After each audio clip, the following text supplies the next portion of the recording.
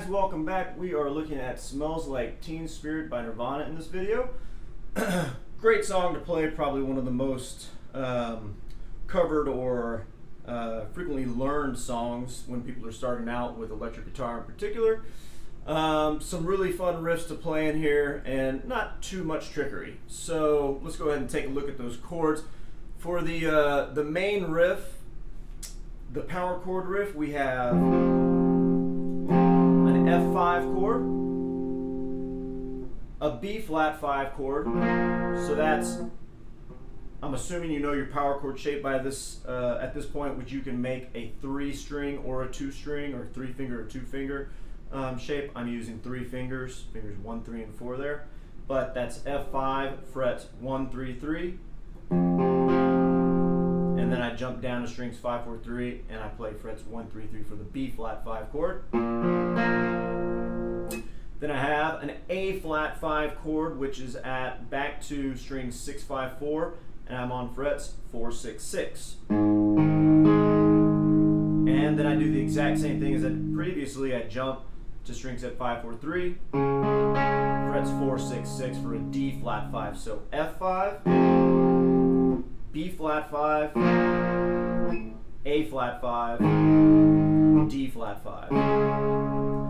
So I think the main trick to focus on once you get these little transitions down is to just keep your right hand, keep your pick moving, and then you're going to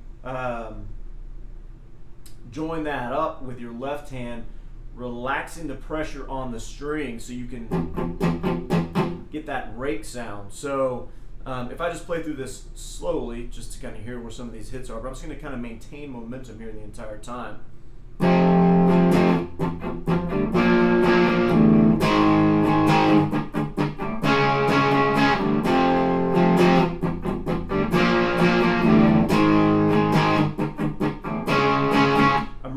Keeping constant motion here, and then if you aren't familiar with raking, you can just play a power chord, just play like the first little rhythm,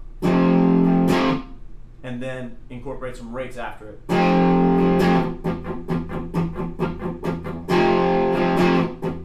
then you can add your B flat 5 chord.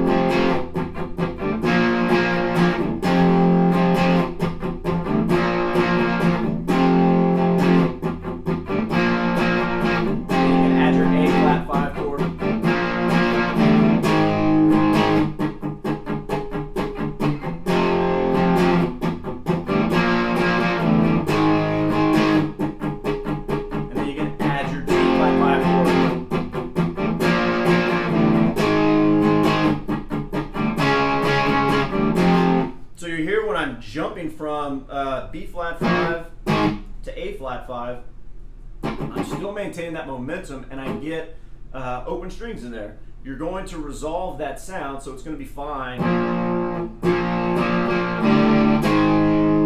That hand's going to be ready to jump on those strings, and it's going to be happening so quickly that you're not really even going to catch on that, and it just maintains continuity of the sound. So let me just play that slow, and then I'll speed it up little by little, to talk about the specific rhythmic, the specific rhythm and the 16th notes and dotted eighth notes and all that stuff. I think will be too confusing. The riff is most likely familiar to you.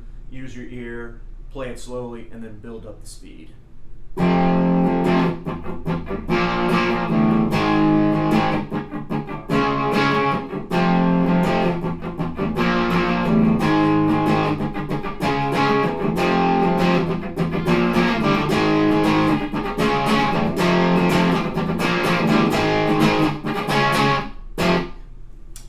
So that will probably be the thing that you have the most fun with. It's obviously the most recognizable riff in the tune. And then for the verse and the pre-chorus, literally hitting just 2 strings. So I just press down strings 2 and 1 at the first fret. I play string 2 and then 1, let it ring out, do the same thing again. Can't remember exactly how many times that happens, but you'll hear that there's really just not much happening in there. I think there's a little bass line.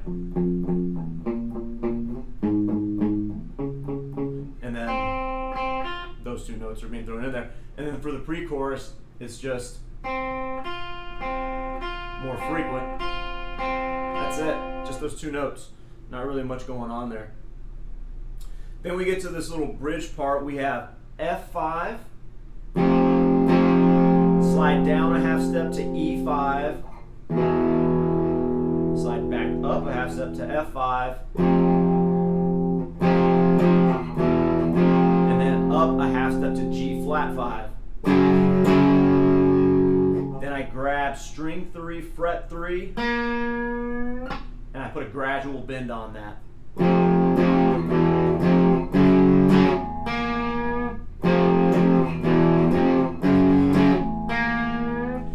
Now, it doesn't repeat like that. I just want to play that twice for you guys. But then the second time around, it goes F5, down a half step to E5 again, back to F5, and then it jumps all the way up to B flat 5. This is at frets 6, 8, and 8, and then down to A flat 5, 4, 6, 6. So all of that together.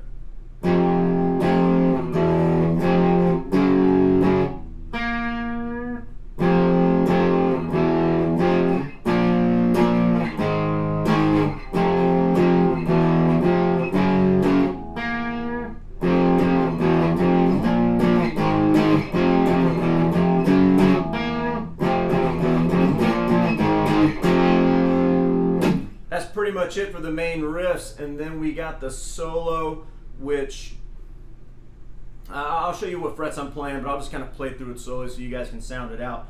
So where the solo is located is just strings 4 and 3, the D string and the G string, at least the way that I'm playing it. So the frets that we're going to be using are going to be, I'm starting here on the root of this little minor scale, so this is string 4, fret 3.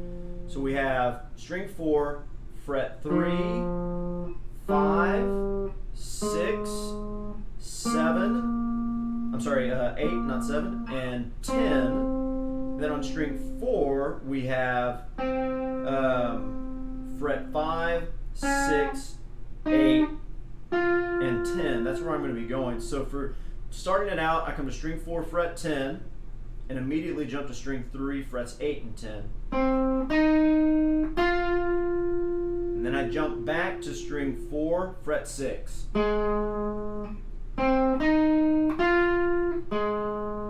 String 3, fret 8 with a bend.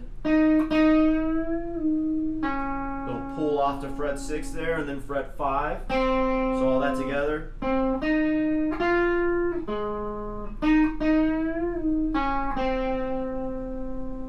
And then 6 to 5 on string 3, 8 to 6 on string 4, then back to fret 8 on string 4 with a bend, 6, 5. All right, let me play that slow all together.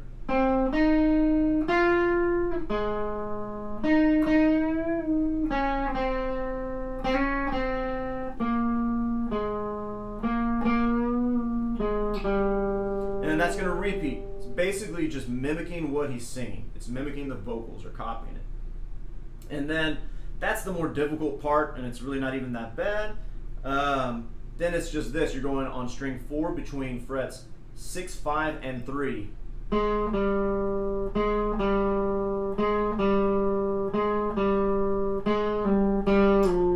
I do a little slide there. You can do different articulations. It doesn't have to be exactly the way that I'm playing it.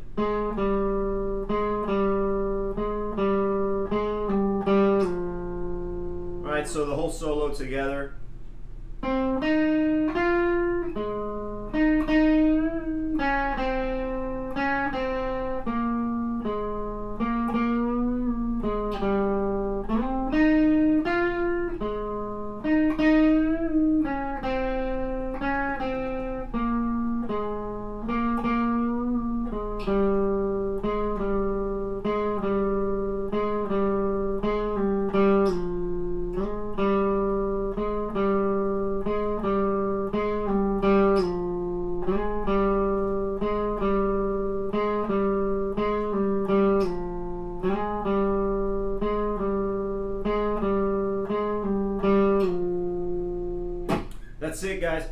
the little articulations, the slides, the hammer-ons, the grace notes, all that stuff, don't let that confuse you. Just listen for the sound, try to recreate the sound. My students let those, a lot of times it'll happen where they hear that and it just throws everything off. They're notes just as if you're playing a different fret. If you're bending it up into another note, the direction you bend doesn't matter. You just want to do what feels more comfortable.